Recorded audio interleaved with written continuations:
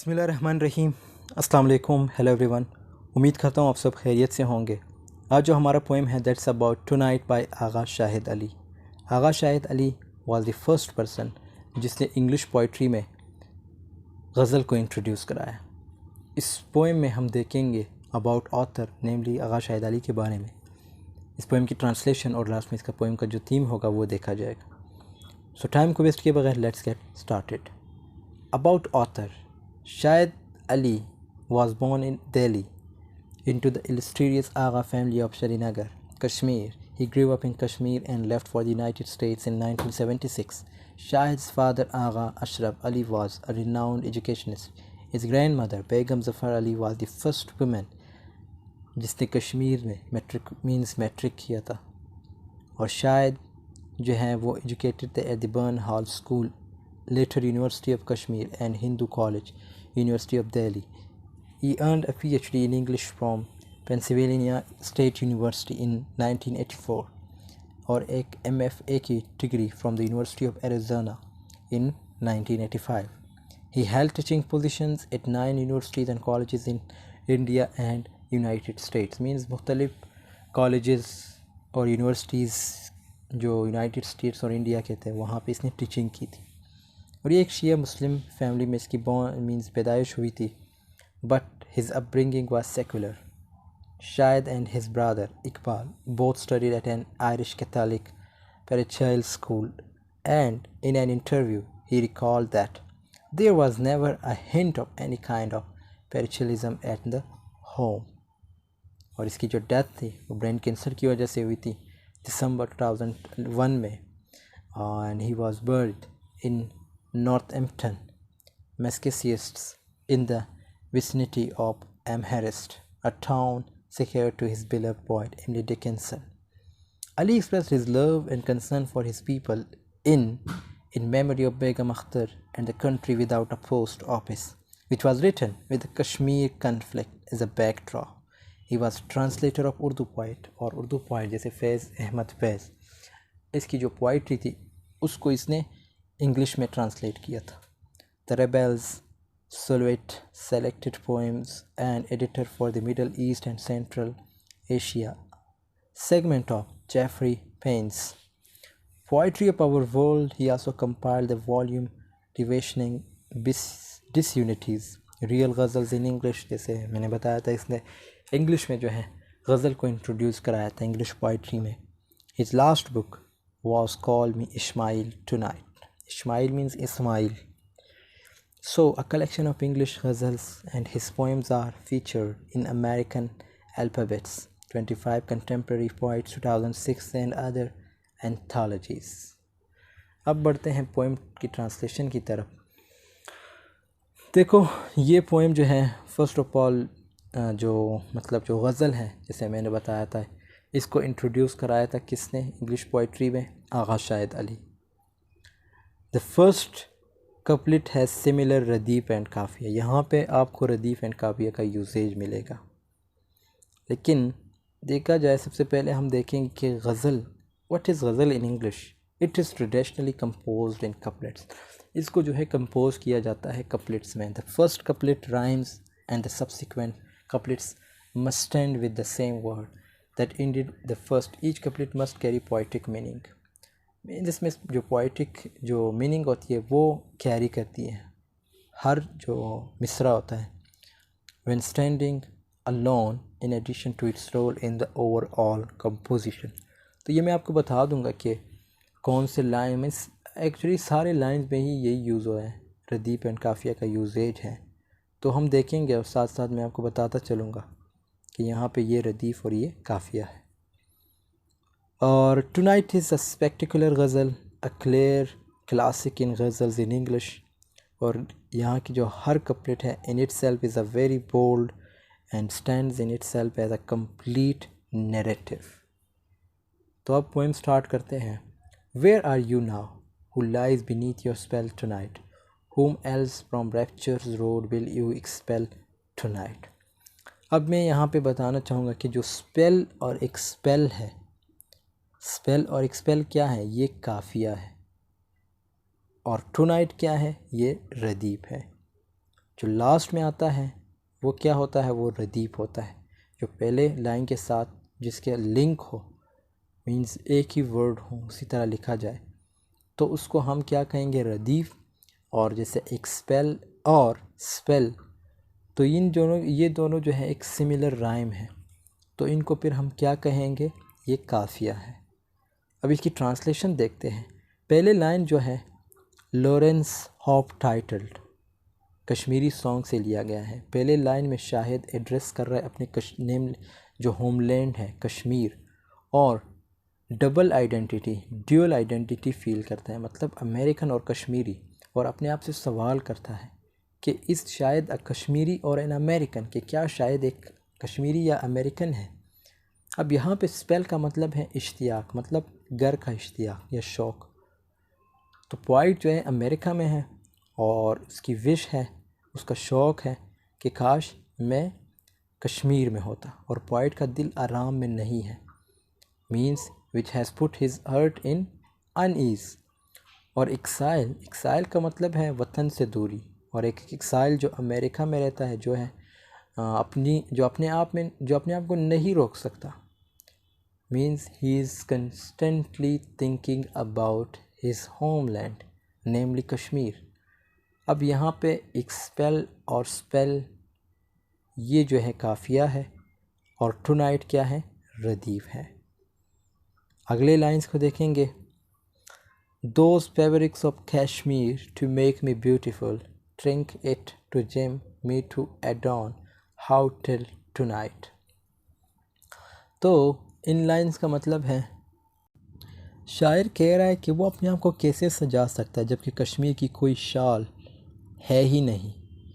अब fabric of Kashmir means Kashmir की एक शाल है, एक चादर है, और ट्रिंकेट का मतलब है ये किस्म की ज्वेलरी है, जैसे कि लॉकेट, और ये एक सिग्नेचर स्टाइल है आगा शाहिद अली का, जहाँ पे वो रिपीट करता है कश्मीर लफ्ज़ को इन वन वे और the other tremendous use of dash which shows a deliberate break just before it gets peace. अगली lines, a big for heaven prisons let open your gates, a refugee from belief seeks a cell tonight। इन lines में poets जो poet है वो मज़हब से भाग रहा है, मींस रिलीजन और रिलीजियस टॉलरेंस से भाग रहा है, या वो मज़हब के असूलों यानी प्रिंसिपल से भाग रहा है, और वेरी है पनिशमेंट्स के। वेरी का मतलब है openly distrustful, unwilling to confide, means जो डिसट्रस्टफुल हो, जिसको कोई भरोसा ही ना हो, और लव्स प्रिजन्स, और वो हेवन पाता है in those prisons wall of blasphemy. और अगले lines, God's vintage loneliness has turn to vinegar, all the archangels their wings frozen fell tonight. और टुनाइट ये जो एक ऐसा गज़ल है जिसके ब्लेस्फेमिक रेफरेंसेस हैं, और उसके जो कपलेट्स हैं वो हेविली इन्फ्यूज्ड करते हैं रिलीजियस रेफरेंसेस को। तो ये मीन्स तो एक ऐसा कपलेट है जो गॉड के लॉनलीनेस के बारे में बताता है। गॉड जो है एंग्री है अपने लॉनलीनेस, इसका जो मूड है वो सोर हो चुका है, मतलब तुर्श हो चुका है, और गॉड ने तोड़ दिए फ्लाइट और एंगल्स के flights, and their wings frozen with God's sore test या frost. And the next lines, Lord cried out the idols, don't let us be broken, only we can convert the infidel tonight। ये verse जो है reference means refer करता है किस चीज़ को, destruction of Hindu temples, जो मंदिर थे हिंदू टेम्पल्स थे उनको रेफ़र करता है, और उन मकबरों को जो मतलब जो श्राइन्स को रेफ़र करता है। Book in the back in the 90s of Kashmir. 90s में क्या हुआ था कि जो कश्मीर में ऐसे वाक़यात हुए थे जहाँ पे ये टेम्पल्स वगैरह तोड़ दिए गए थे, लेकिन इसका डीप मीनिंग है, जैसे कि आइडियल्स और symbols in the God through a physical of vision, means overall अगर इसका मतलब देखा जाए आइडियल्स और सिंबल्स ये जो हैं जो एक डीप मीनिंग शो करते हैं। अब in the form of buildings like shrines stand as an abstract vision of God through a physical, because the idol could means वो कभी भी डिस्ट्रॉय ना करे। God through a physical destruction, और God की बनाई हुई किसी चीज़ को डिस्ट्रॉय ना करे। Because the idol God speak to the destroyer and tell him it's no glory to destroy the symbol of God. मतलब ये जो बुत वगैरह नहीं होते उनकी तरफ रेफर कर रहा है। जब वो तोड़े गए थे तो ये कहता है कि ऐसा नहीं करना चाहिए था जिन्होंने ये तोड़े थे, because it's the no glory to destroy the symbol of God. और मज़ीद ये बताता है कि जो भी ऐसा करता है वो एक इनफिडल है, मीन्स जो मुर्तद होता है वो है, और कोई आइडल ही होगा जो उसे बचा सकता है। इस कोई बेमिसाल बंदा ही होगा जो उसे बचा सके। अब Mughal ceilings let your mirrored convexities multiply me at once under your spell tonight. तो कश्मीर का जो है एक large number of Mughal gardens हैं और बिल्डिंग्स ऑफ मुग़ल एरा, और वाइट इन जो आर्किटेक्चरल मार्वल ऑफ मैजिक में डूबना चाहता है। एक स्लाइट रेफरेंस है कि शायद कितनी मोहब्बत करता है अपने आर्किटेक्चर बैक होम से। मिरर जिसका मतलब है इस Indian and Islamic features which were prominent in Mughal architecture.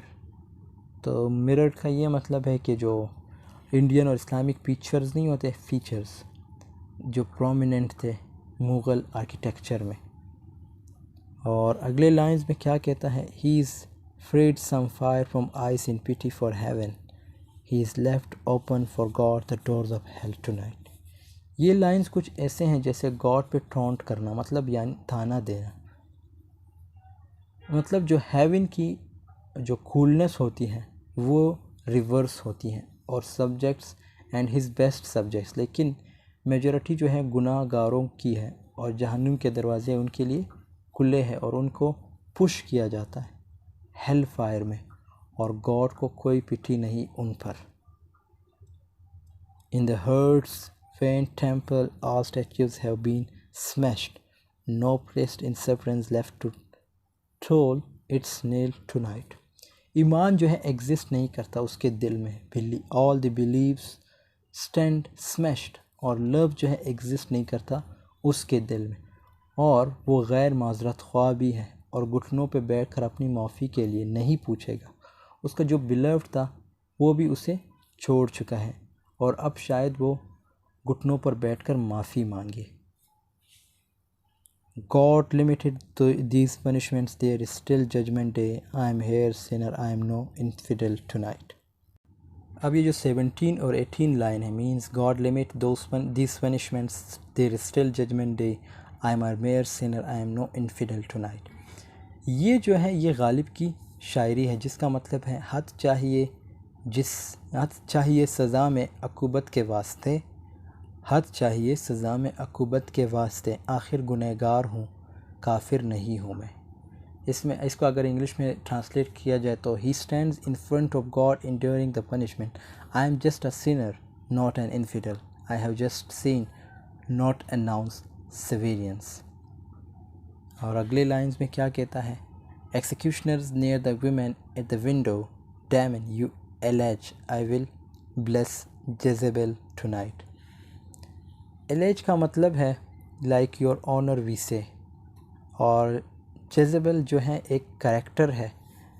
1997 में जब आगा शाहिद अली से उस गज़ल को रिसाइट करने का पूछा गया, शाहिद ने नरेशन के दरमियान में ये रिमार्क्स दिए, I had been writing this ghazal तो and I then came across this TV programme on Jezebel and she has always been described as bad women. अब जेजेबल जो ये एक फ़ीमेल करेक्टर है, तो ये उसके बारे में बता रहा है। जब इसे सवाल किया जाता है तो ये उसकी पूरी एक्सप्लेनेशन देता है कि I have been writing this ghazal and I then came across this TV programme on Jezebel and she has always been described as bad women, a harlot, but I now realize that She was quite a brave woman. There is this elege who is screaming at her like a raving fundamentalist, and they came to kill her.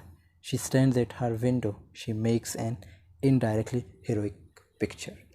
अब यहाँ पे ये बात करते हैं किसके बारे में, ये जो करेक्टर है हमारे पास, दैट्स जेज़ेबेल के बारे में। जेज़ेबेल जो एक फ़ीमेल करेक्टर है, तो ये इससे जब सवाल पूछे जाए तो ये एक पूरी एक्सप्लेनेशन देता है उस करेक्टर के बारे में कि उसको जो है जिस स्टोरी में उसको रिप्रेजेंट किया गया है वहाँ पे इसको एज अ बैड करेक्टर के तौर पर रिप्रेजेंट किया गया, but actually she is a good character. तो ये एक पूरी एक्सप्लेनेशन आगा शाहिद अली उसको देते हैं। अब अगले लाइन में क्या कहता है, the hunt is over and I hear the call to prayer fade into that of the wanted ghazal tonight. Poet कहता है कि मैंने अज़ान की आवाज़ सुनी और वर्शिप प्लेस की तरफ मूव किया, मतलब मस्जिद जहाँ पे इबादत होती है उस जगह तरफ मूव किया। अब इबादत कहाँ होती है, मस्जिद में, मस्जिद की तरफ मूव किया। And Agha Shahid Ali tries to make amends with his faith. अब अगले जो लाइन है, my rivals for your love you have invited them all, this is a mere insult, this is no farewell tonight. ये अगेन गालिब का एक शेर है कि जमा करते हो क्यों रकीबों को एक तमाशा हुआ, मीन्स गिला ना कर। अब इस शेर का क्या मतलब, जमा करते हो क्यों रकीबों को एक तमाशा हुआ गिला ना कर। इनका अगर इंग्लिश में ट्रांसलेट करें तो इसका मतलब है, if he did make his way to the place of worship, he is surprised to see many people there competing for the love of God. He feels cheated. This could mean that God is not alone, contrary to what the poet believes.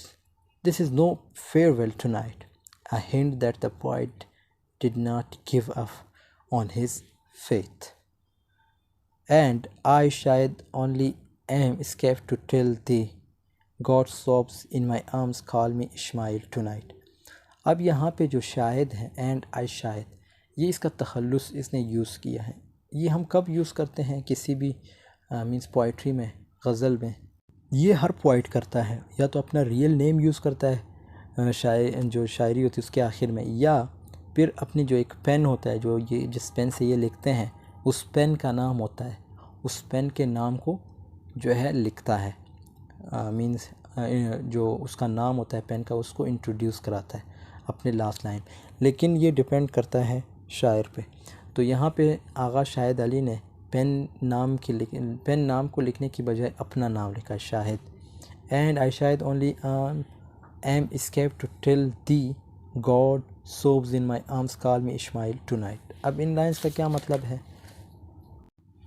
अब इस्माइल जो है ये एक character है, और ये character कहाँ है, इन हैरमन मेलविलियस मॉबी डिक, मीन्स जो ओपन होता है इन लाइन से, कॉल मी इस्माइल। इस्माइल जो है मुस्लिम ट्रेडिशन में भी है, तो रिपीट, तो अगेन वो रिपीट करता है ब्लेसफेमी को, और बहुत ही बड़ा कि God is not the one to make mistakes और the one to cry, God has made Shahid suffer aloud, put him through pain of loneliness, a spiritual heartbreak and the dreadfulness of exile.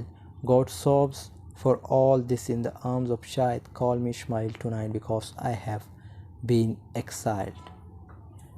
तो यहाँ पे again उसी की बात आ जाती है कि इस्माइल जो है ये इस्लामिक ट्रेडिशन में भी यूज़ होता है, और अगेन इसको रिपीट करता है जैसे स्टार्ट में इसने रिपीट किया था। अगर आप लोग इसको पूरे पोएम को पढ़ोगे तो इसमें स्टार्ट में इसने यही वर्ड इस्माइल को जो है एक्सप्लेन किया होता है, रिपीट किया होता है। आगा शाहिद अली की पोइट्री में हमेशा आपको जो इसका जो थीम है वो मिलता है, पास्ट के बारे में थीम मिलेगा आपको, लॉस, सेपरेशन, डिसलोकेशन का मतलब है feelings, displaced, exile, loss of home, feeling like a foreigner no matter where you go. तो ये थीम्स आपको इसकी पोइट्री में मिलेंगे। सेम अगर इस पोएम की थीम की बात करें तो इसमें भी लॉस्ट लव के बारे में है, जो एक थीम मिलेगा आपको लोनलीनेस का, Islamic religious inheritance, western religious inheritance, cultures के बारे में, लैंग्वेजेस के बारे में, कॉन्टिनेंट्स के बारे में और ब्यूटी के बारे में थीम है। So I hope this video has been helpful. और वीडियो पसंद आई है तो ज़रूर लाइक कीजिएगा और कमेंट कीजिएगा। कोई भी क्वेश्चन हो तो ज़रूर कमेंट सेक्शन में पूछ लीजिएगा। मिलते हैं नेक्स्ट वीडियो में, तब तक के लिए अल्लाह हाफ़िज़। Take care of yourself.